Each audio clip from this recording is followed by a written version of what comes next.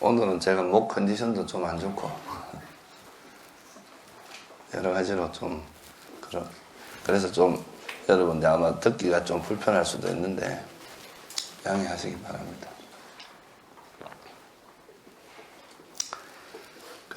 오늘은 이제 지난번에 계에 대해서 이야기를 했는데요. 계와 그러니까 부처님께서 유익한 법의 출발점이 뭐냐라고 했을 때 이 계와 올곧은 견해, 청정한 계와 올곧은 견해다 이렇게 말씀하셨습니다. 그래서 이제 수행을 시작할 때 우리가 이제 계를 지키는 게 일단 기본이 앞에서 이제 아주 기본적인 걸 이야기했어요. 삼보에 대한 신심, 그다음에 계를 잘 지키는 거, 그다음에 이제 그 보시행, 공덕을 쌓는 그런 거죠.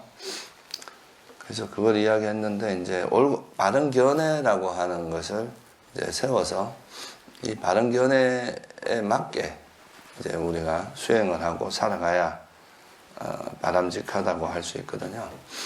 그래서 이제 바른 견해는 여러분도 아시다시피 이제 사성제에 대한 이해인데 이 사성제에 대한 이해를 하기 전에 조금 더 이제 쉽게 그러니까 부처님께서 이제 바른 견해라고 하는 것을 무엇을 말씀하셨는지를 좀 더 쉽게 접근할 수 있는 방법이 이제 느낌에 대해서 이야기하는 건데요.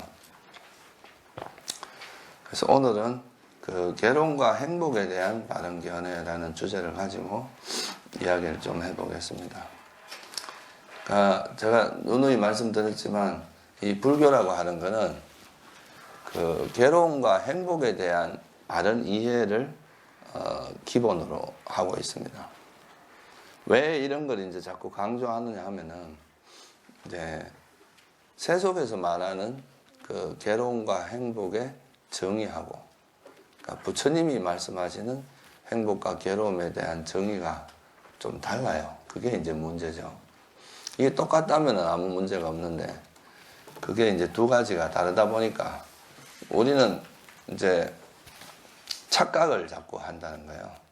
괴로움을 행복으로 잘못 알고 계속 이제 그런 방향으로 노력을 하기 때문에 이제 되게 다들 행복을 원하지만 실제로 그 자기가 원하는 행복을 이루지 못하는 것이 이런 견해의 잘못에 있다. 그거를 이제 부처님께서 말씀하신 거고 그래서 우리가 이제 여러분이 앞으로도 계속 수행을 해보시면 알겠지만 이거는 이제 계속 헷갈립니다. 이제 알았다고 생각을 해도 또 어떤 경계에 부딪히면 또 거기에 빠져버리고 쏟고 이렇게 되기가 워낙 쉬워서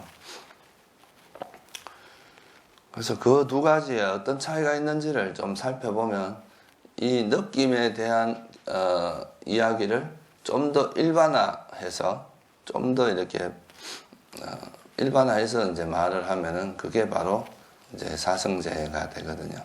그래서 일단 이제 느낌에 대한 이야기를 여러분들이 이해를 하면은 감을 잡기가 좀 쉬워요. 이제 사성제가 뭐라는 거에 대해서. 그러면 이제 먼저 두 가지로 이제 나누어서 한번 살펴볼 텐데요. 우리가 일반적인 이제 우리가 세속에서 말하는 괴로움과 행복이라는 것의 정의하고 우리가 이제 부처님이 이제 진리를 깨닫고 나서 봤을 때 괴로움과 행복의 차이가 뭔지 그거를 이제 이해하는 게 이제 우선이 돼야 됩니다. 그러니까 우리가 이제 보통 세속에서 괴로움과 행복이라는 것을 부처님께서는 뭐라고 말씀하셨느냐 하면은 이제 느낌이라고 이야기를 했죠. 그죠? 우리가 이제 살면서 오늘은 행복하다라고 느끼는 거 있잖아요. 그죠? 또 오늘은 괴롭다라고 이제 느끼는 거. 그러니까 그런 느낌을 우리 이제 부처님께서는 그것이 이제 세속 사람들이 생각하는 괴로움과 행복이라는 거예요. 이제 괴로움을 느낄 때는 이제 괴로움을 느낀다는 것은 결국은 또 다른 말로 하면 괴로운 느낌이 일어난다. 이렇게 이제 말할 수 있고 행복을 느낀다는 것은 이제 행복한 느낌이 일어난다. 이제 이렇게 말할 수 있다는 겁니다. 그래서 부처님께서 이제 이런 그 느낌에 대해서 세 가지로 말씀을 하셨죠. 다 아시겠지만 첫째는 하나는 행복한 느낌이고, 그죠? 또 하나는 뭐예요? 괴로운 느낌이고, 세 번째는 이제 행복하지도 않고 괴롭지도 않은 느낌. 이렇게 세 가지로 설명을 했는데요. 이 세 가지 중에서 이제 괴로운 느낌을 사람들이 보통 느낄 때 그걸 뭐라고 하냐면 내가 괴롭다 이렇게 이야기를 하죠. 뭔가 이제 괴로운 느낌이 일어날 때 우리는 괴롭다고 이야기를 합니다. 괴로운 느낌은 이제 또 두 가지로 나눌 수 있는데 육체에서 일어난 이제 몸을 통해서 일어나는 괴로운 통증 같은 게 있고요. 이제 정신에서 일어나는 불만족 또는 뭐 짜증 뭐 이런 여러 가지 정신적인 고통, 이 두 가지로 나눌 수 있는데 이 두 가지를 가지고 사람들은 이제 괴롭다, 내가 괴롭다 이렇게 이제 생각을 한다는 거죠. 그래서 이제 세속에서는 괴로운 느낌을 괴로움이라고 하고, 그 다음에 이제 행복한 느낌을 이제 경험할 때, 그럴 때 내가 행복하다 이렇게 이야기를 한다는 거죠. 사실 이 평온한 느낌도 엄밀하게 따지면은 이제 괴롭지도 않고 괴로움은 아니기 때문에 이 평온한 느낌도 뭐 크게 따지면은 행복의 범주에 넣어도 됩니다. 왜냐하면 이 자체는 이제 괴롭지도 않고 행복하지도 않은 거고, 이 평온함은 보통 이제 사람들이 싫어하는 대상은 아니거든요. 그래서 이거는 이제 행복의 범주에 넣어도 되고, 그래서 크게 이제 좀 대비를 극명하게 시키기 위해서 뭐 괴로움, 이제 중간에 괴롭지도 않고 즐겁지도 않은 느낌, 이런, 그 다음에 행복한 느낌 이렇게 하는 거다. 이 괴롭지도 않고 즐겁지도 않은 느낌을 행복에다 포함을 시켜버리면 이제 괴로움과 행복이라는 딱 두 개로 좀 대비가 되기 때문에 여러분들이 조금 더 이해하기가 쉽습니다. 그래서 이제 두 가지로 이제 나눌 수가 있는 거죠. 그러니까 괴로운 느낌은 다 여러분들이 괴로운 느낌이 일어날 때는 괴롭다고 생각을 하고, 행복한 느낌이 일어날 때는 행복하다고 생각을 한다는 거죠. 행복한 느낌도 마찬가지입니다. 몸을 통해서 일어나는 행복한 느낌도 있고, 육체적인 또 마음에서 이제 정신을 통해서 일어나는 행복한 느낌도 있습니다. 그런데 이런 행복한 느낌은 이제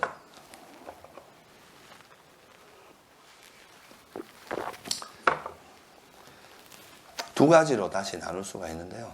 하나는 우리가 되게 익숙한 감각적 욕망, 그러니까 까마수카라고 이야기하는데, 감각적 욕망을 충족하면서로 일어나는 행복입니다.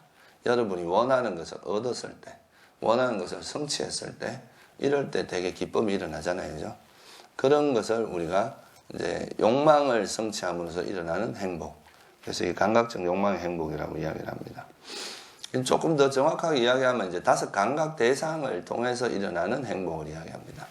보고, 듣고, 맛보고, 냄새 맡고, 또 촉감으로 일어나는 그런 것을 조건해서 그거로부터 이제 발생하는 생각들, 이런 걸 즐기는 것도 다 감각적 욕망에 들어가요. 그래서 감각적 욕망의 행복이라는 것이 이제 제일 대표적인 거죠. 우리가 사는 세상을 뭐라 그럽니까? 욕계, 색계, 무색계 중에 욕계라고 이야기하잖아요, 그죠? 그러니까 욕계라는 말 자체가 까마 와짜랍니다. 감각적 욕망이 주된 세상이다 이 말이에요. 그러니까 여기 살면서 왜 인간들이 저래 욕심이 많나 이렇게 말하는 거는 안 맞다 이거예요. 왜냐하면 여기 있는 사람들은 다 원래 욕심 많은 사람들이 모여 사는 데가 욕계예요. 그래서 어떻게 보면 원래 욕계는 그렇다 생각하면 좀 덜 괴롭습니다. 그러니까 욕계라는 말 자체가 감각적 욕망이 주된, 감각적 욕망을, 거기 있는 대부분의 사람은 감각적 욕망을 이제 추구하며 살아가는 그런 세상을 욕계라고 한다는 거죠. 이건 뭐 여러분이 잘 이해하실 수 있고요. 그래서 보통 사람들이 이제 우리가 사는 세상에서 보면 재산을 많이 가지려고 하고, 명예를 얻으려고 하고, 권력을 가지려고 하고, 또 뭐 많이 먹고, 맛있는 거 많이 먹고, 좋은 거 많이 보고, 이런 이제 오용락을 많이 즐기는 것을 우리의 이제 보통 욕계 사람들의 기준으로는 오용락을 많이 즐길수록 그게 행복이다. 그러면서 아, 저 사람 정말 행복한 것 같다. 이렇게 이야기한다는 거죠. 그래서 이게 가장 이제 보편적이고 이거는 누구도 부정하지 않고 이제 대부분의 사람들은 다 인정하고 또 누구나 또 그걸 쫓아가는 그런 행복이라고 할 수 있고요. 그래서 보통 부처님께서 이제 범부들은 이 감각적 욕망의 행복 외에 다른 행복을 모른다고 이야기를 하죠. 그래서 이제 감각적 욕망의 행복이라는 게 있고 그 다음에가 뭐냐 하면 이제 이거보다 조금 더 수준이 높은 게 있습니다.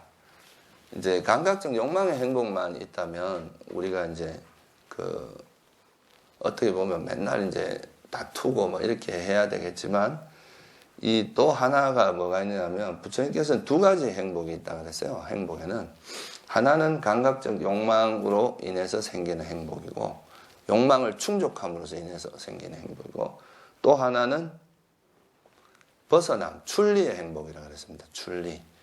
출리라는 건 빨리어로 내깜만데 이거를 뭐 뜻을 말하면 뭐 포기 또는 뭐 은퇴, 물러남 이런 뜻이 있습니다. 벗어남 이런 뜻이 있어요. 그래서 이거는 이제 출리의 행복이라고 하는 이제 번역을 보통 많이 하는데 출리란 말이 요즘 사람들한테는 되게 어려운 말이라서 그냥 저는 벗어남이라고 표현을 하는데요.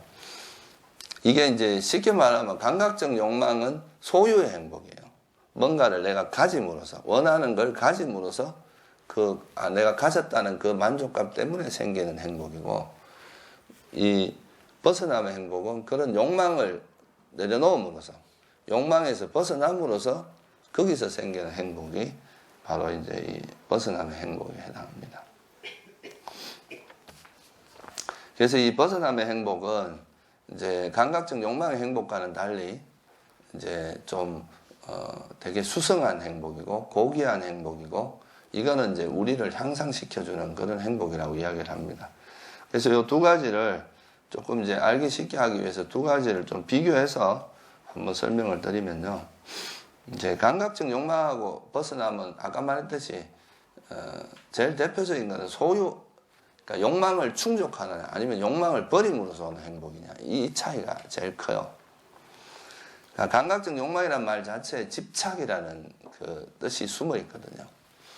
그러니까 이제 내가 뭔가를 이렇게 쥐고 뭔가를 충족을 했어요. 내가 원하는 것을 얻었는데 그 원하는 것을 얻었다 해도 이 집착이 있으면은 이것이 사라질까봐 두렵고 또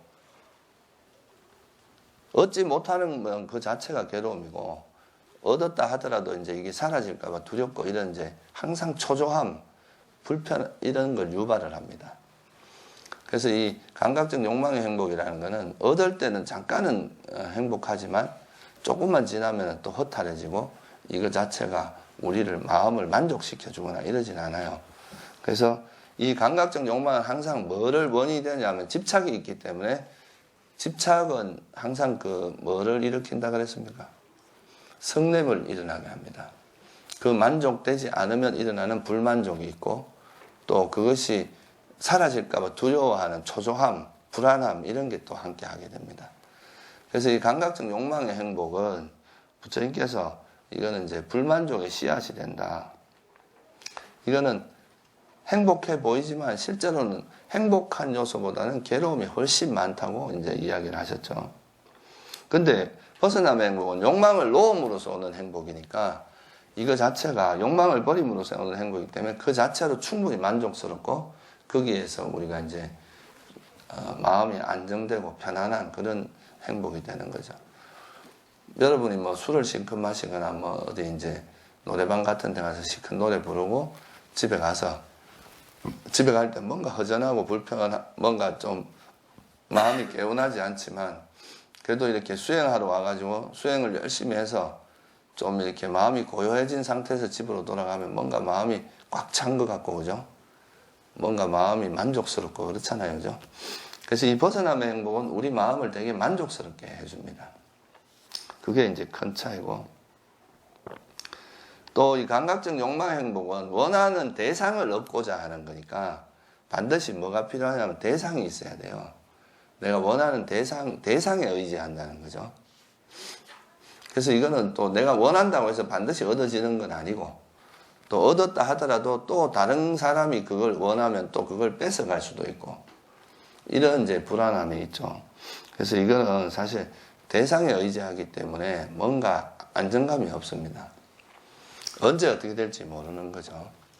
그런데 이 벗어남의 행복이라고 하는 것은 대상에 의지하는 게 아니라 내가 내 마음속에 있는 그 욕망을 버림으로써 생기는 행복이거든요. 그러니까 이거는 뭐 대상이 있건 없건 간에 여러분 마음속에 있는 그런 이제 욕망, 또 집착, 이런 걸 놓기만 해도 저절로 생기는 그런 행복이라는 거죠. 그래서 사실 감각적 욕망의 행복은 여기 뭐 아무리 많은 사람이 있다 해도 그 사람을 다 만족시켜 줄 수는 없어요. 뭔가 하나가 있으면 원하는 사람 많은데 그걸 가질 수 있는 사람은 제한되기 때문에.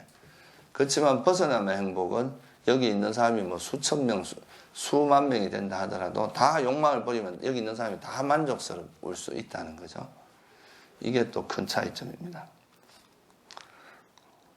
그리고 감각적 욕망은 집착이 한계하기 때문에 여러분을 타락으로 인도합니다. 이 욕망은 멈추질 않아요. 하나 얻었다고 해서 만족하고 이 정도면 됐어 하고 그만하지 않잖아요. 그죠? 하나 얻으면 둘을 얻고 싶고 둘을 얻으면 셋을 얻고 싶고 계속 욕망은 자라고 더 크게 가고 싶은 그런 생각들이 계속 이제 일어나겠죠. 그래서 이 감각적 욕망이라고 하는 것은 우리에게 이제 집착이 함께 하기 때문에 계속 그것이 이제 그 욕망을 멈추지 않고 계속 가게 만들어서 나중에는 이게 이제 멈추려고 해도 잘 멈춰지지 않는 그런 상태가 되면 굉장히 위험한 소위 말해 사람을 타락시킬 수가 있다는 거죠. 요즘 뭐 세상에서 오는 것도 다 그렇잖아요. 그 돈이 아무리 많아도 더 많은 돈을 벌기 위해서 또 부당한 방법을 동원하고 뭐 이렇게 권력과 타협하고 뭐 이런 쪽으로 해서 더 많은 돈을 벌고자 하고 이런 게 있잖아요. 그런 게 다 집착은 이제 멈추지 않는 그 욕망의 본질이 그렇다는 거죠.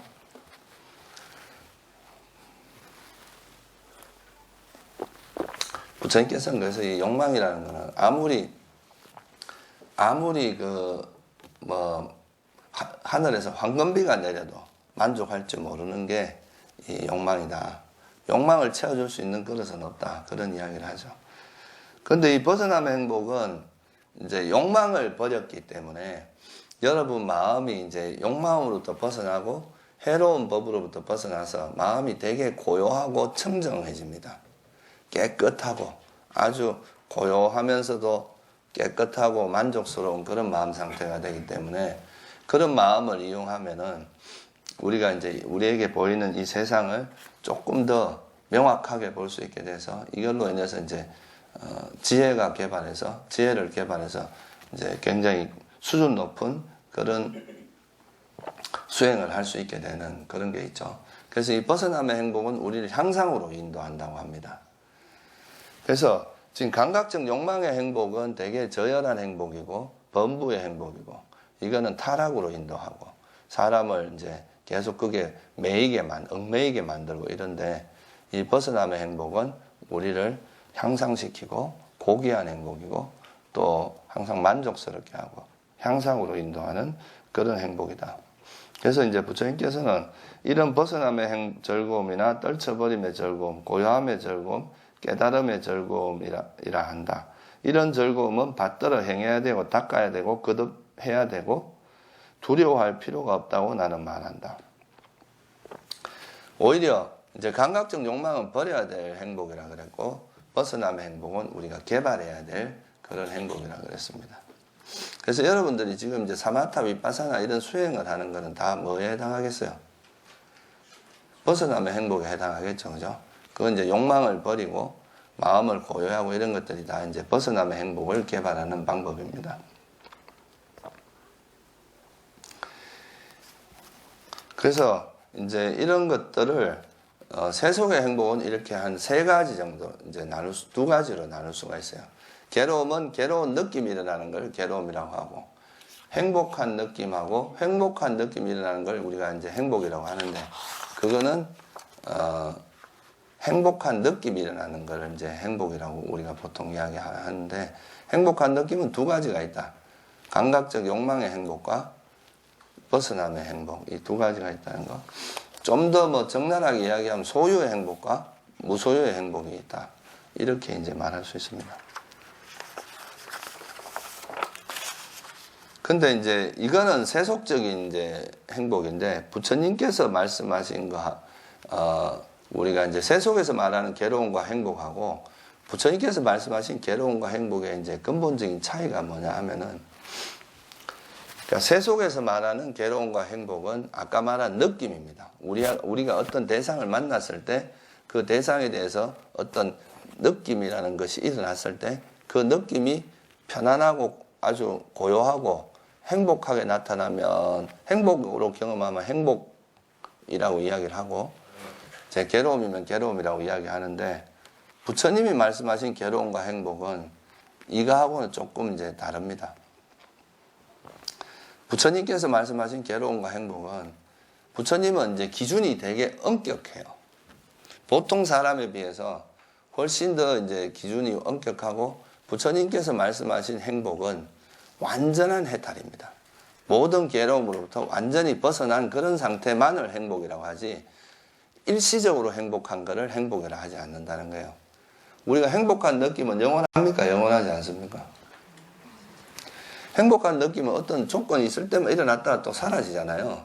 그게 영원히 지속되는 건 아니라는 거죠. 그래서 부처님이 말씀하신 이 행복이라고 하는 것은 괴로움의 요소가 완전히 사라진, 그러니까 괴로움이 일어날 가능성이 하나도 없는, 절대 이제 아예 없는 그런 상태를 행복이라고 표현합니다. 그래서 부처님께서 말씀하신 괴로움과 행복은 단순히 느낌이 아니라 이걸 뭐라고 하냐면 라카나라고 표현해요. 라카나라고 하는 건 특징을 이야기하거든요.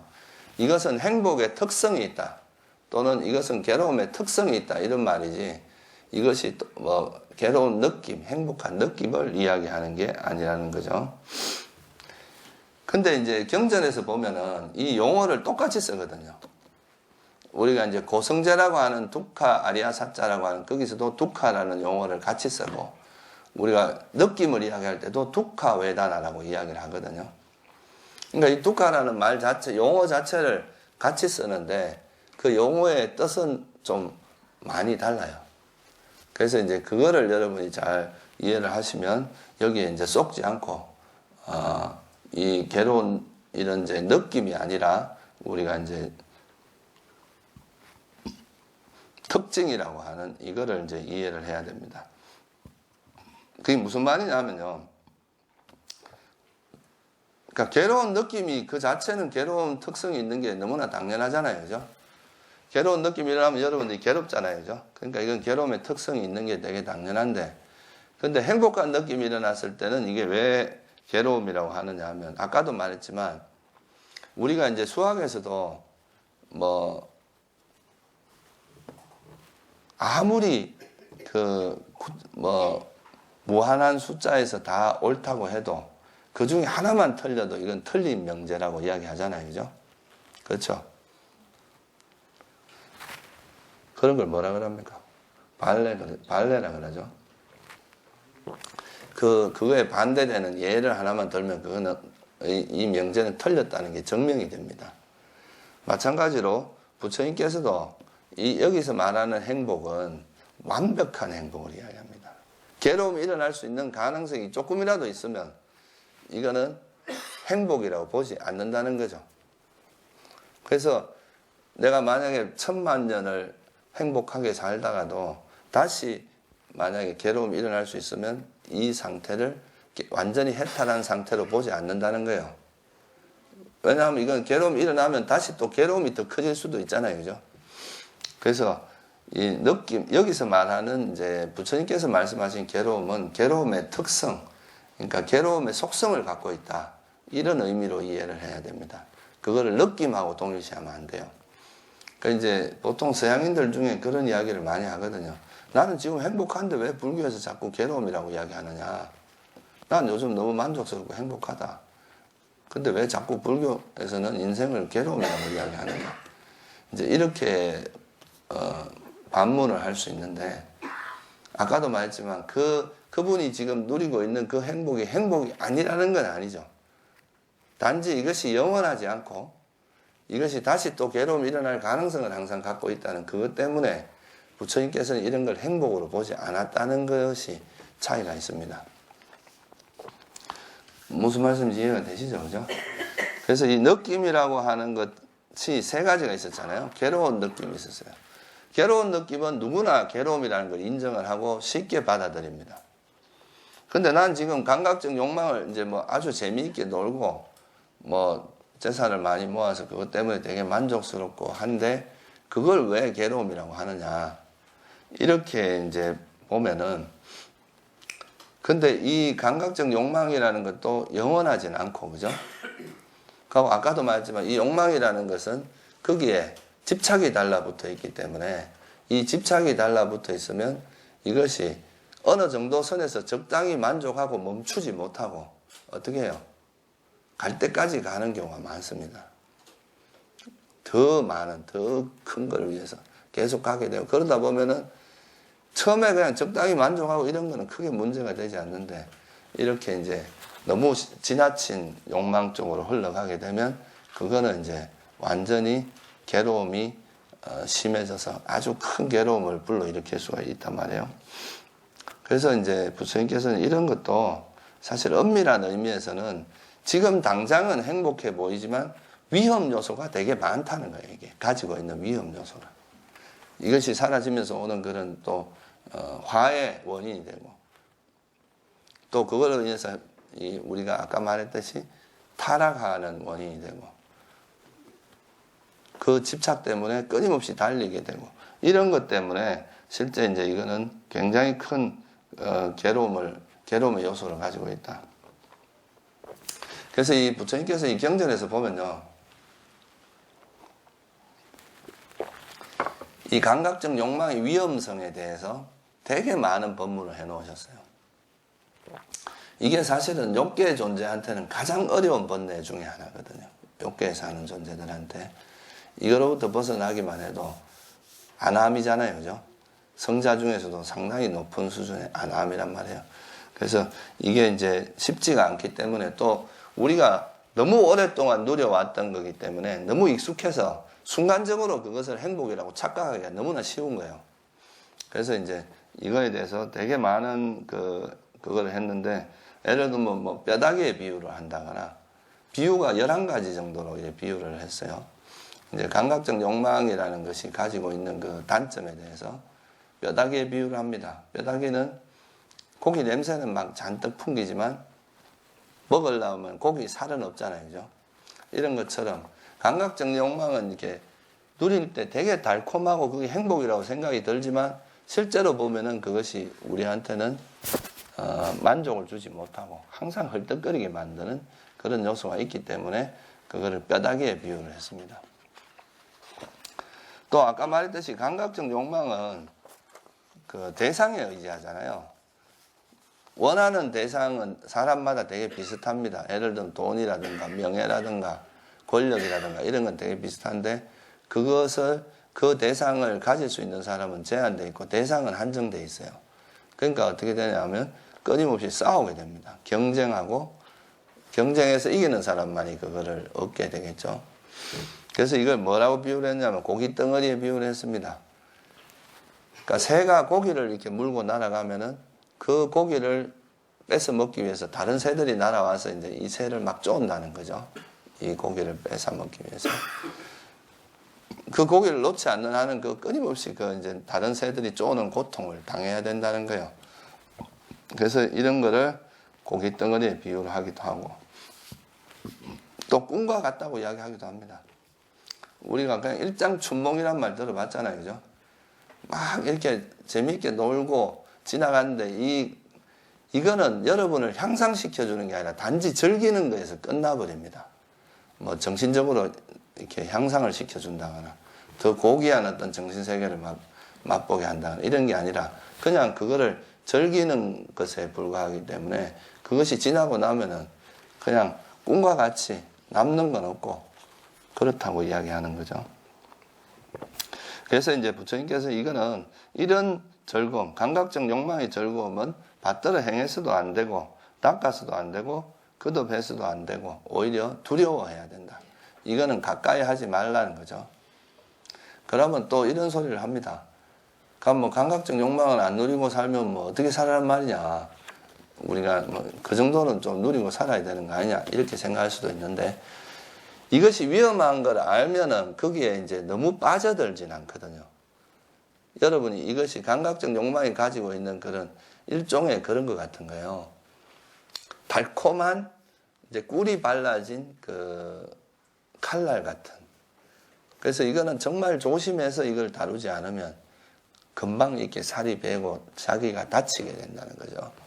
그래서 이 감각적 욕망이라는 것이 이제 가지고 있는 그런 단점, 위험성, 이것이 가지고 있는 문제점을 잘 이해를 한다면 거기에 너무 빠져들지 않고 적정하게 이제 이렇게 균형을 잡아가면서 좀 누릴 수 있는 그런 게 되는 거죠. 이게 지혜입니다. 그런 것이 있어야 이제 이런 우리가 거기에 빠져들지 않게 된다는 거죠. 그래서 이런 위험성을 이해한다는 것 자체는 되게 중요한 일입니다. 그 다음에 아까 이제 감각적 욕망은 조금만 지혜로운 사람들 같으면 이제 부처님 당시에도 부처님 나시기 전에도 감각적 욕망이 위험하다는 것 정도는 아는 분들이 많이 있었어요. 그때 당시에도. 그래도 뭐 좀 수행 좀 한다는 분들은 욕망은 좀 하열한 거고 저열한 이런 거라는 거에 대한 이해는 대부분 했습니다.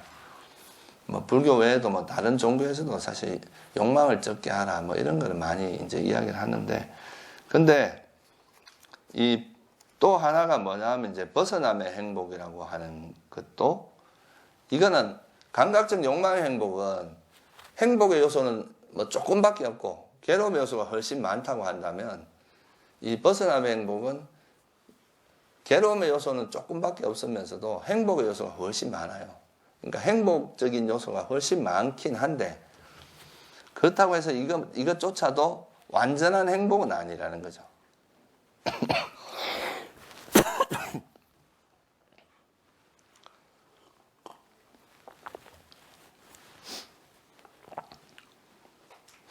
왜 그런가 하면 이 감각적 욕망의 행복은 사실 우리가 이제 워낙 익숙해 있고 거기 물들어 있기 때문에 그냥 자기도 모르게 거기 빠져갖고 이렇게 즐길 수가 있어요.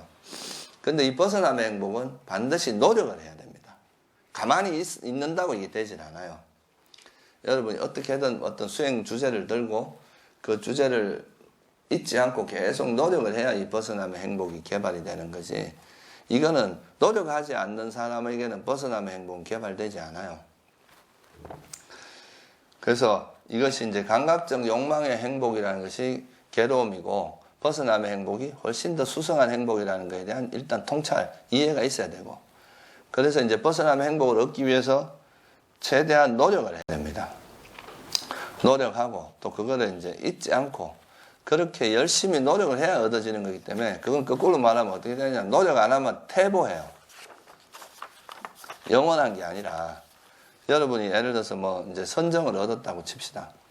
선정을 얻었다 하더라도 선정을 얻고 난 다음에 맨날 술이나 마시고 막 딴짓하고 감각적 욕망을 막 즐기다 보면 그거는 다시 완전히 또 미끄러져서 원래대로 돌아갑니다. 이 감각적 욕망을 벗어남으로써 생기는 행복이 벗어남의 행복이기 때문에 감각적 욕망의 행복을 다시 즐기면 이 벗어남의 행복은 없어져요. 그러니까 여러분이 수행을 빨리 까먹고 싶으면은 그러니까 욕망을 막 즐기면 돼요. 그러면 제일 빨리 까먹게 됩니다. 그래서 이제 이 벗어남의 행복이라고 하는 것이 이제 그런 노력과 반드시 애를 써야 되는, 열심히 노력을 해야 되는 거기 때문에 이것도 조건 지어져 있다. 이것도 뭔가 우리가 이제 그냥 가만히 있는다고 되는 게 아니라 의도적으로 노력을 해야 되는 거기 때문에 이것도 역시 영원하지 않다. 그죠?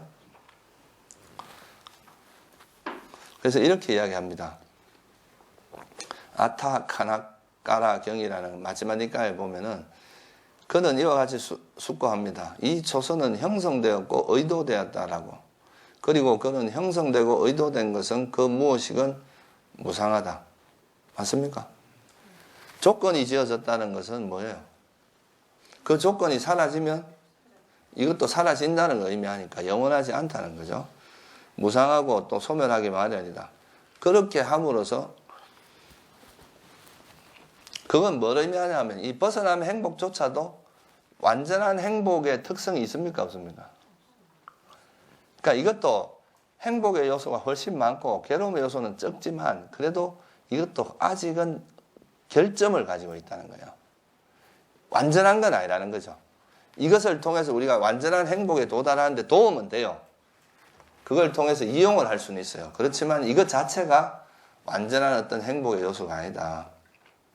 그래서 이 벗어남의 행복조차도 괴로움의 속성이 있다고 이야기를 합니다. 그래서 보통 우리가 감각적 욕망의 행복을 이제 행복이라고 생각하는 요 마음을, 요런 집착을 못 놓는 게 이제 아까도 말했지만 처음 수행할 때 가장 어려운 이야기거든요. 이 감각적 욕망에 대한 집착을 놔버리면 그건 뭡니까? 안함입니다. 굉장히 높은 수준의 그 단계에 들어가요. 그리고 이 벗어남의 행복에 대한 집착마저도 놓아버리면 이게 결국은 벗어남의 행복은 너무나 행복하기 때문에 이 존재 자체로 행복하거든요. 뭘 해서 행복한 게 아니에요. 감각적 욕망은 뭔가를 얻어야 되고 뭔가를 실현해야 이제 얻어지는 행복이라면 벗어남의 행복은 욕망만 버리면 일어나는 행복이기 때문에 그냥 그 존재 자체로 행복합니다. 그러니까 이럴 때 무슨 집착이 일어나겠어요? 존재에 대한 욕망이 일어나겠죠. 그죠? 이 존재로 그냥 영원히 존재하고 싶다. 영원히 있고 싶다. 그러니까 그것마저 버려지게 되면 그게 이제 아란이거든요. 그러니까 사실 이게 이제 우리가 수행을 해서 수행이 발전되어 나가는 그 과정이 결국은 이 느낌하고도 느낌과 뭐가 연관이 되어 있습니까? 우리가 12연계에서 촉, 수 뭐라고 나옵니까? 애치유잖아요. 그죠? 그러니까 이 느낌이라는 것이 있으면 반드시 가래가 보통 일어나게 되어 있습니다. 그럼 괴로운 느낌에 대해서는 무슨 가래가 일어나겠어요? 이거 없었으면 좋겠다. 그럼 뭐겠어요? 비존재에 대한 가래죠. 이것이 사라졌으면 좋겠다. 없었으면 좋겠다. 감각적 욕망에 대해서는 그런 행복에 대해서는 뭐가 일어나요? 그러니까 이 감각적 욕망에 대한 가래, 벗어남의 행복에 대해서는 존재에 대한 가래, 이런 게 일어나기 때문에 결국은 이게 이제 벗어남의 이 느낌하고 가래라고 하는 거는 아주 밀접한 관계가 있어요. 여러분이 느끼되 가래가 아니라면 도인입니다. 그냥 단지 느끼기만 할 뿐이지 거기에 대한 집착이나 가래가 없다면 그거는 그냥 아란이에요. 그렇게 산다면. 근데 보통은 이제 그런 욕망을 접하면 그거에 대한 집착이 일어나고 또 그런 벗어남의 행복에도 미묘한 집착들이 달라붙기 때문에 그래서 이제 그게 계속 문제를 일으키는 거죠. 그죠? 그래서 어떻게 보면 12연계에서도 이제 우리가 다시 태어나는 조건이 가래잖아요. 그죠? 가래. 그러니까 이 느낌에서 가래로 넘어가지 않도록 가래가 그냥 단지 느낄 뿐이지 가래가 발생하지 않도록 하기 위해서는 이 느낌 자체가 뭐라는 걸 정확히 통찰해야 되겠어요. 행복이다 생각하면 나아집니까? 안 나아집니까? 안 나아지거든요. 이것이 괴로움이다 생각을 해야 놓아지거든요. 그리고 완전히 놓지 않더라도 이게 괴로움이라고 통찰을 하면은 어떻게 돼요? 집착이 그나마 덜해집니다. 덜 집착하면서 그걸 이제 볼 수 있게 된다는 거예요.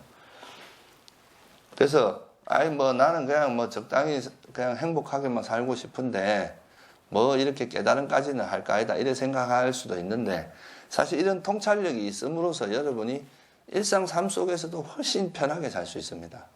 감각적 욕망을 괴로움이라 생각하고 접근하는 거하고 이거야말로 진정한 행복이라고 접근하는 거하고 어떤 게 더 내가 그게 휩쓸리겠어요? 그러니까 벗어남의 행복을 괴로움의 요소가 있다는 걸 통찰하고 알고 접근하는 거하고, 그렇지 않으면, 그러니까 보통 이제 선정을 닦다 보면은 사람들이 이 선정의 행복이 너무나 이제 한 번도 경험해보지 못한 그런 행복이 있거든요. 새 속에서는. 그러니까 이제 처음에 그런 선정의 행복을 경험하면 사람들이 금방 그게 집착이 되기 쉬워요. 근데 이것조차도 역시 형성된 것이고 이것조차도 무상한 것이다. 이렇게 이해를 하면 이 선정의 힘을 깨달음에 활용하려고 하지 여기 집착하지는 않을 거 아니에요. 그죠? 그래서 이런 통찰력이 굉장히 중요합니다. 이렇게 이제 우리가 어떤 사물을 볼 때 그 사물에 이제 우리가 보는 이 특히 느낌이라는 건 가래하고 연관이 되기 때문에 이 느낌을 어떻게 바라보냐에 따라서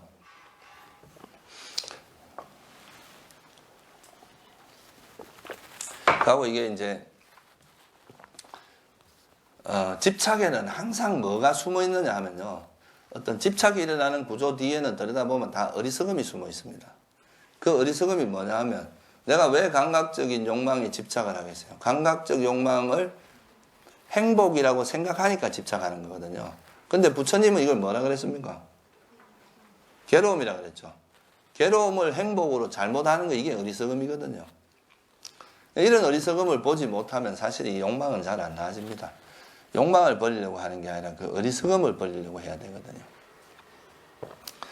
그래서 이제 이렇게 보면은, 그러니까 부처님의 입장에서 보면은, 세속의 입장에서 보면은 행복한 느낌은 그냥 행복이었어요.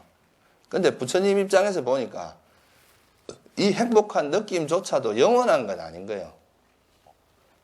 그리고 특히 감각적 욕망의 행복 같은 결점이 너무 많아. 이거는 행복이라고 말하기 너무 좀 창피스러운 행복이다 이거야. 그리고 이제 벗어남의 행복은 그나마 이제 정말 행복 요소가 많지만 이것도 본질적으로 완전한 건 아니다. 그래서 행복한 느낌조차도 부처님 입장에서 보면 뭐라는 거예요? 괴로움의 특성이 있다 이거죠. 그죠? 그렇죠? 이거는 괴로운 느낌이라는 뜻이 아닙니다. 특성이 있다는 거예요. 괴로움의 속성을 가지고 있다. 왜? 다시 괴로움이 일어날 가능성을 항상 갖고 있기 때문에 그래요.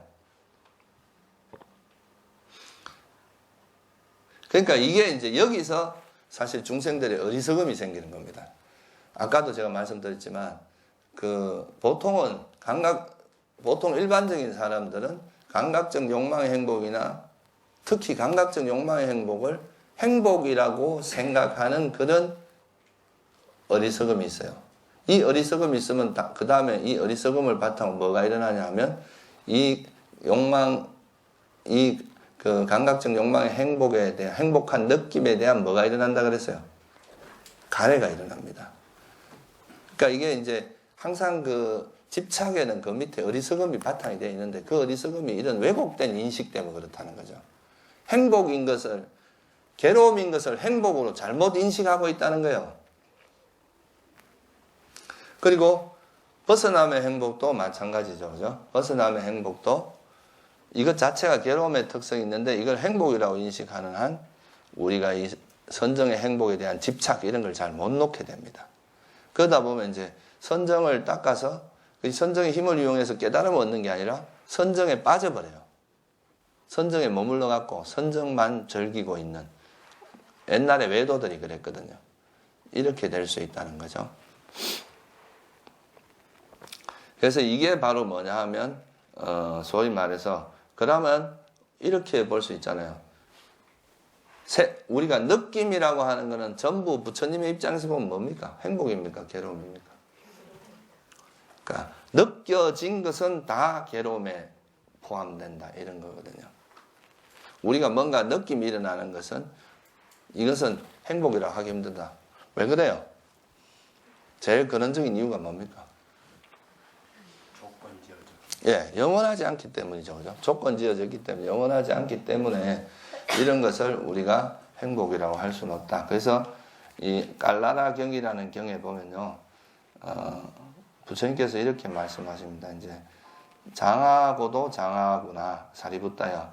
그대가 말한 이 방법은 간략하게 설명하면 느껴진 것은 무엇이든지 괴로움에 포함된다 라는 것이다. 이렇게 이야기를 하시죠. 그러니까 우리가 이제 느낌이라고 하는 것 자체는 항상 뭐를 조건으로 하냐면 접촉을 조건으로 합니다. 그렇죠? 이 느낌이 일어나려면 접촉이 있어야 되잖아요. 어떤 대상이 있고 그 대상과의 접촉이 있어야 그러니까 뭐 어떤 아름다운 풍경을 봤어요. 그럼 그게 눈과 접촉이 있어야 그거에 대한 정말 아름답고 좋다. 이런 이제 그 느낌이 일어날 거 아니에요. 그죠? 그래서 12연계도 보면은 촉수죠. 그죠? 접촉이 있기 때문에 느낌이 일어납니다. 그래서 이 느껴진 것이 괴로움에 다 포함된다 이 말은 이 접촉이라는 조건에서 만들어졌기 때문에 접촉이 사라지면 느낌이 어떻게 된다는 거예요? 사라진다는 거죠. 그래서 이 느껴진 것 자체가 괴로움이다 라는 이 통찰은 사실 여러분 지금은 잘 안 하다 할 수도 있는데 이런 통찰이 생기면은 이제 우리가 이 애착으로부터 상당히 많이 벗어날 수 있습니다. 느낌에 대한 느낌이 괴로움이다 생각하면 느낌에 대해서 애착을 안 할 거 아니에요. 그냥 흘러가는데 내버려 둘 거 아니에요. 그죠? 그렇다면은 이제 이렇게 보면은 느껴진 것은 다 괴로움이다 이렇게 생각하면 뭐가 완전한 행복이겠어요? 느낌이 일어났다 그러면 괴로움이니까.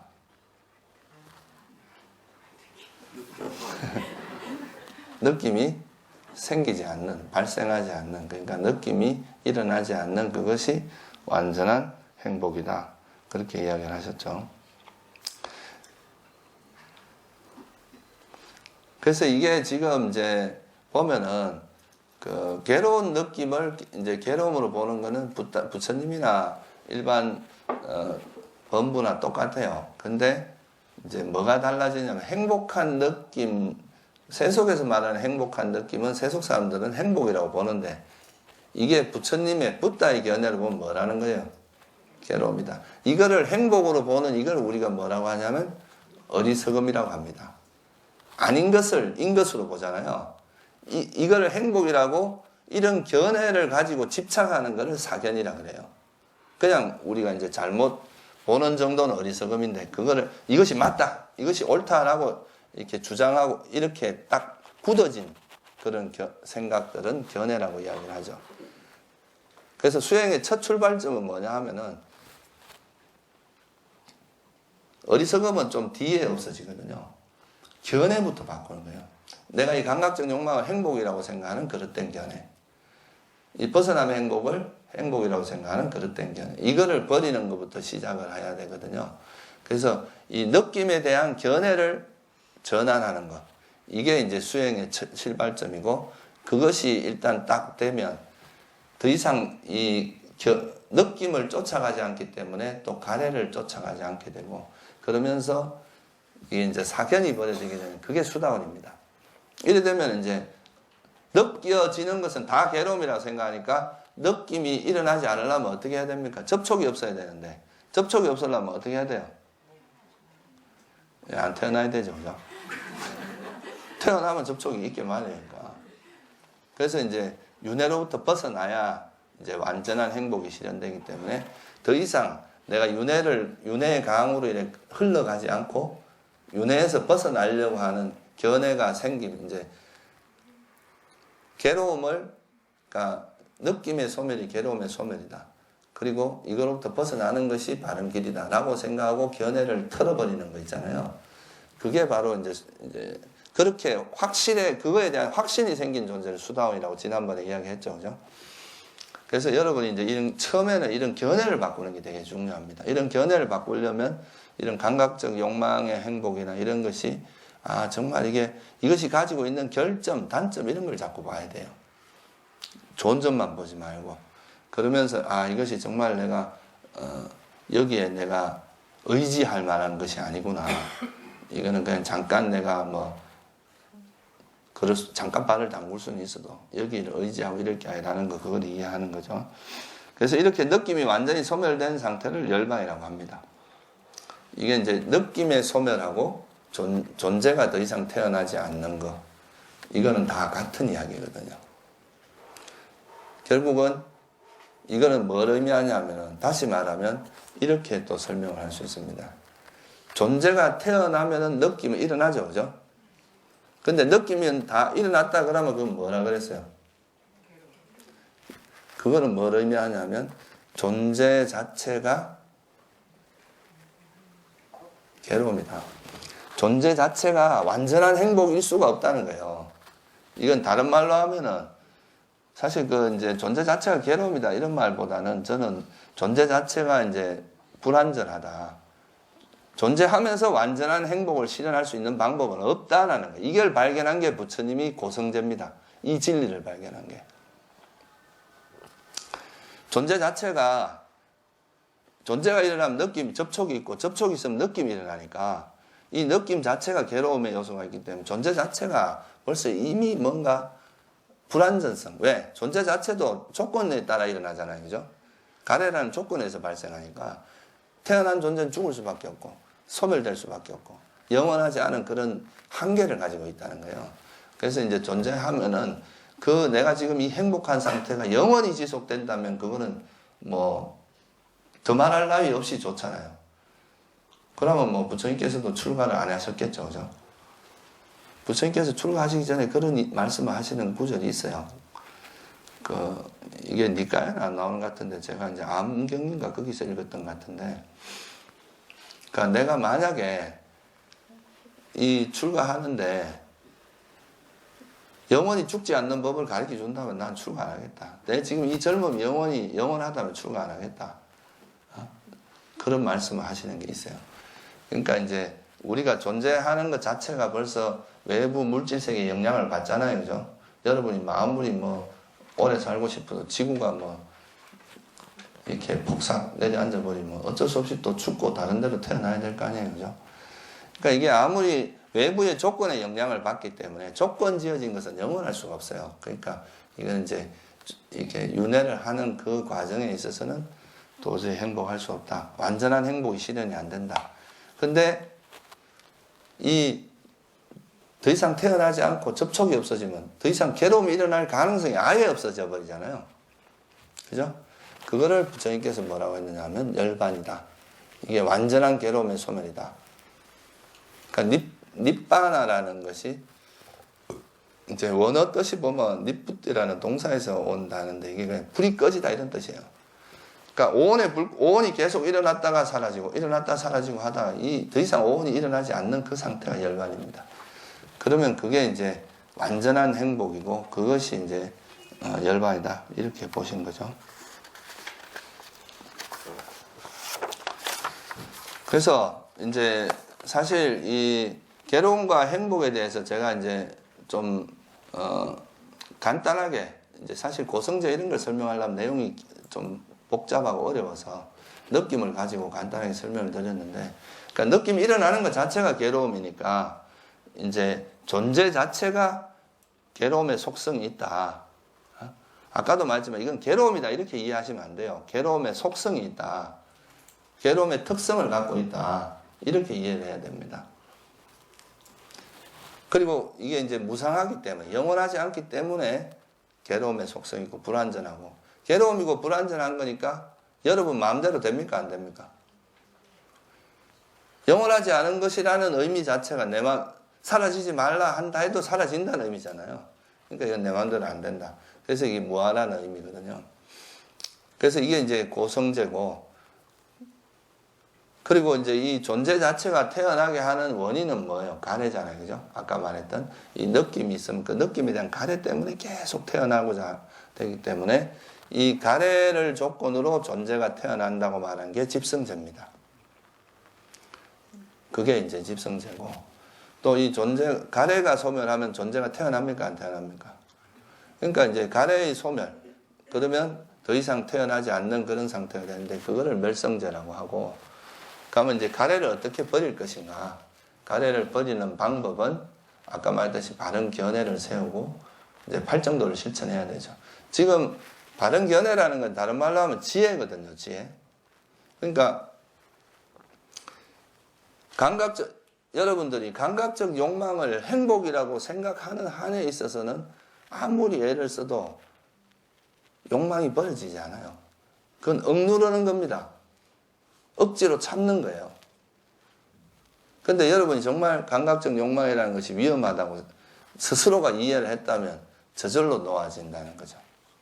그래서 이 가래를 버리는 방법이 바로 지혜를 개발하는 거거든요. 불교에서 말하는, 그래서 그 소위 말해서 바른 견해가 지혜인데, 이런 지혜가 개발됨으로써 이제 이 욕망이라는 것이 정말 행복이 아니라 괴로움이구나, 이런 통찰을 하게 되면은 저절로 버려지게 만든, 이런 거를 이해하면 버려진다.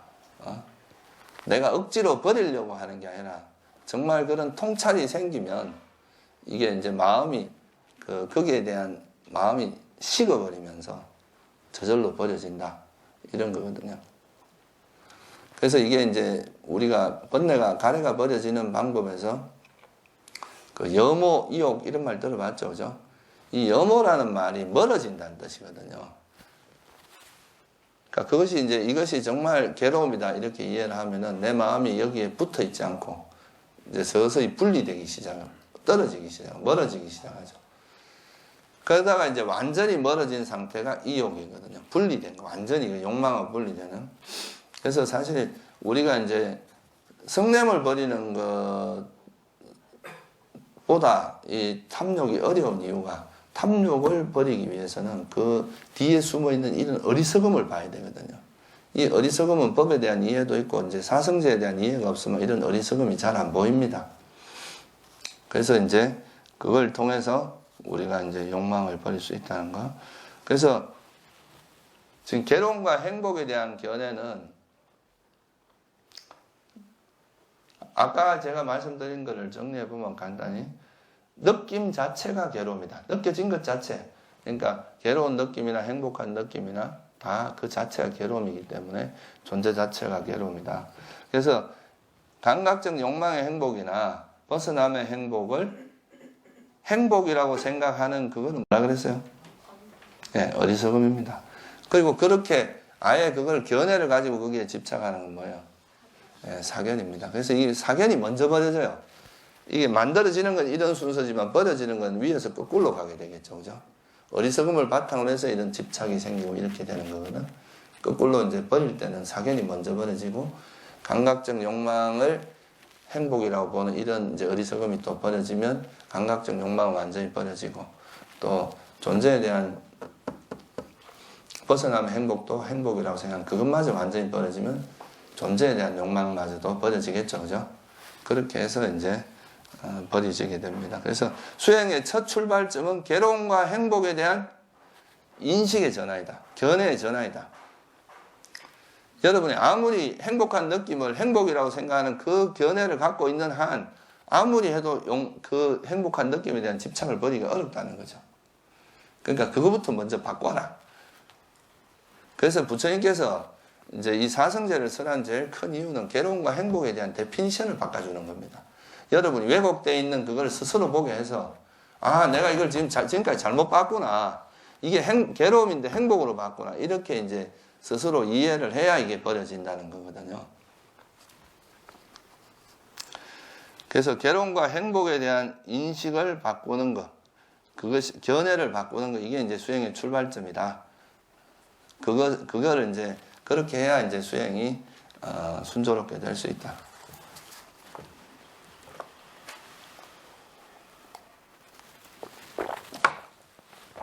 무슨 말인지 이해가 되시죠? 그죠? 그러니까 이게 제일 어려워요. 그러니까 이제 우리가 워낙 오랫동안 이 행복한 느낌을 즐기고 그렇게 살아왔기 때문에 순간적으로 그 대상에 부딪히자마자 그 대상의 이제 느낌에 빠지고 거기에 집착하고 이런 게 거의 막 오토매틱으로 이렇게 이루어지는데, 그거를 이제 알아차림 또는 이제 관찰함으로써 그걸 이제 이어지지 않도록 하고, 그리고 또 이제 그런, 아, 이거는 행복이 아니라 괴로움이구나, 이런 이제 이해를 바탕으로 그런 현상을 바라보면 우리가 거기로부터 이제 서서히 벗어날 수 있게 됩니다. 그래서 괴로움은 이제 제일 그 문제가 괴로움과 행복에 대한 데피니션이 부처님과 세속이 다르다는 거, 이게 제일 큰 문제예요. 그래서 항상 헷갈리게 만들어지는데, 그래서 여러분 이거를 이제 끊임없이 이렇게 관찰하면서 이 부처님의 사고 방식으로 부처님의 견해로 여러분 마음을 세팅을 해야 돼요. 그거를 망각하지 않는 게 사띠입니다. 그것이 이제 절대로 잊어버리지 않고 항상 그런 이것을 벗어남의 행복이나 이제 행복한 느낌은 붓다의 견해를 보면 괴로움이라는 것을 다시는 망각하지 않도록 하는 그게 바로 사띠의 작용이에요. 그래서 그런 것이 사띠가 강해지면 나중에는 거기서 안 썩는다 이거예요. 네, 오늘은 제가 컨디션이 안 좋아서 여기까지만 하고 말하는 것 자체가 지금 쉽지가 않습니다. 그리고 이제 다음에부터 이제 사성제를 가지고 어떻게 이제 수행에 활용하는지 그런 걸 좀 설명을 드리도록 하겠습니다. 네. 혹시 뭐 질문 있으세요?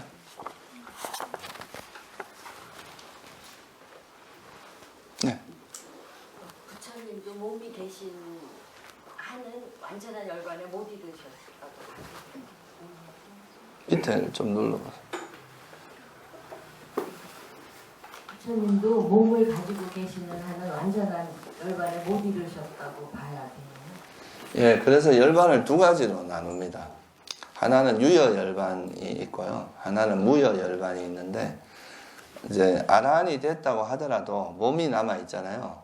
몸이 남아 있는 동안에는 이제 몸으로 오는 고통은 어쩔 수가 없거든요. 그게 또 늙어가는 거 이런 거는. 그래서 이제 그 아라한이 되는 순간부터 이제 그 열반은 확정된 거예요.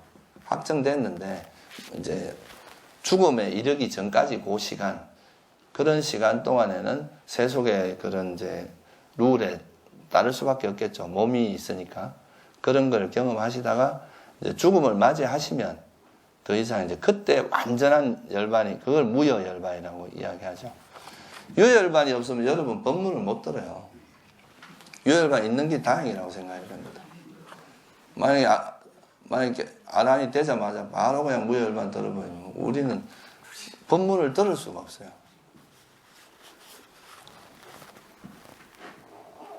그래도 아란이 되는 순간부터 열반에 이뤘다고 그러니까 그렇게 말을 합니다. 왜냐하면 그게 워낙 짧은 시간이고요. 그 시간 자체가.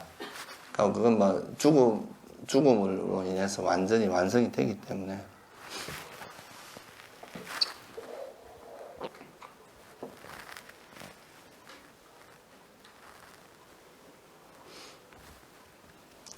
그리고 뭐 사실 저는 그렇게 생각하는데 부처님께서 열반에 들어주시는 게 큰 가르침이다 이렇게 생각해요.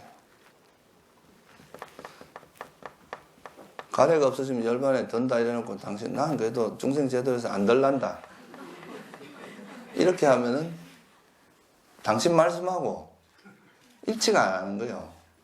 원래 이제 당신이 실제로 그런 완전한 행복을 실현하는 모습을 보여주는 그 자체가 굉장히 큰 공부거든요. 후학들한테는 그 자체가.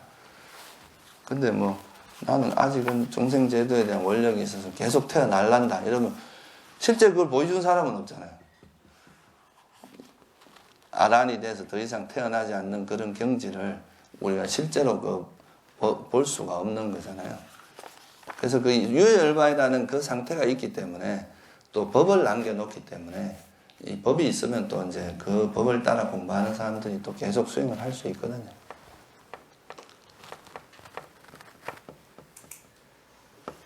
그러면 보살님은 유여열반의 상태에서 보살행을 하시는 거 봐야 돼요. 그러니까 이제 보살 사상이라는 것 자체가 좀 부처님 열반하시고 나서 한 몇백 년 뒤에 이제 형성되기 시작한 개념이라고 하거든요.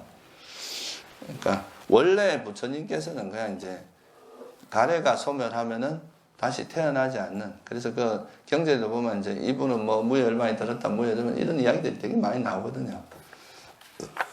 근데 그게 이제 후대에 가면서 약간 이제 보살 사상하고 매치가 되면서 이제 아란이 돼도 다시 태어나서 계속 보살행을 한다 이런 쪽으로 바뀌었는데, 그건 이제 초기 불교 가르침하고는 조금 맥이 안 맞아요. 원래 이제 12연기의 가르침도 그렇고 사성제도 그렇고, 사성제도 가래가 있으면 태어난다는 거잖아요. 가래가 소멸하면 더 이상 태어나지 않는다는 게 이제 멸성제고, 그러니까 초기 경전에 이제 모든 그 이야기는 다 이제 아까 말했듯이 존재 자체가 불완전하다는 거잖아요. 그러니까 완전한 열반을 위해서는 이제 태어나는 것으로부터 벗어나야 된다고 이야기하시는데 또 여러 가지 이유가 있겠죠. 또 계속 존재하고 싶은 가래가 잘 안 버려지면 계속 이제 존재하고자 하는 그런 것도 있고. 근데 하여간 그 보통 이제 대승에서 이야기하는 아란이 되고도 태어난다. 이거는 좀 초기 불교의 가르침하고는 좀 안 맞는 겁니다. 네. 저기 상류타 기능 상류타에서 좀 밑에 기능 상류타에서 제가 보다가 해탈은 열반을 의지한다 할 때 거기서 해탈하고 열반이 어떻게 다른가 그것 좀 알고 싶어서요. 해탈하고 열반하고요. 그리고 해탈은 열반을 의지한다. 그거를 조금 스님께서 좀 설명 좀 해주셨으면 좋겠습니다. 그냥 나도 그건 좀 더 자세히 봐야 될 것 같은데 하여튼 뭐 그런 의미일 것 같아요. 이제 우리가 열반에 드는 것, 열반이라는 거는 말 그대로 이제 오온이 더 이상 일어나지 않는 그 상태, 그죠? 또는 뭐 유열반 아란의 상태, 그런 걸 열반이라고 하는데 그 가래가 완전히 소멸한 그런 존재를 해탈했다고 하잖아요. 그러니까 그 열반이라는 거에 대한 이제 완전한 이해, 통찰이 있어야 그게 해탈이 일어나잖아요. 보통 우리가 뭐 무슨 비유경에 보면 이제 물을 이렇게 떠내려 가다가 물 속에 이렇게 떠내려 가다가 저기가 무치다, 땅이 있다 하고 딱 쳐다보는 걸 수다원이라 그러고 이걸 막 건너가는 걸 사다함이라 그러고 아나함은 이제 거기에 이제 그러니까 물가에서 이제 땅에 좀 디디고 있는 사람이고 아라는 이제 완전히 물에 땅에 올라선 분이라고 이야기하잖아요. 근데 저 언덕이 일종의 그 열반을 의미한다고 볼 수 있잖아요. 그러니까 그런 걸 열반이라는 그거에 대한 이해가 있어야 그 해탈이 이루어질 수 있다. 뭐 이렇게 이해할 수 있잖아요. 그러니까 이 괴로움의 그러니까 오온의 다섯 무득의 완전한 소멸이 열반이잖아요.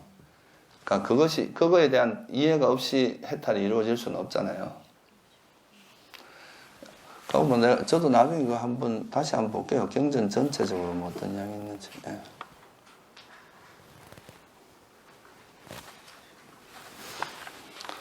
오늘은 여기까지만 할까요? 네.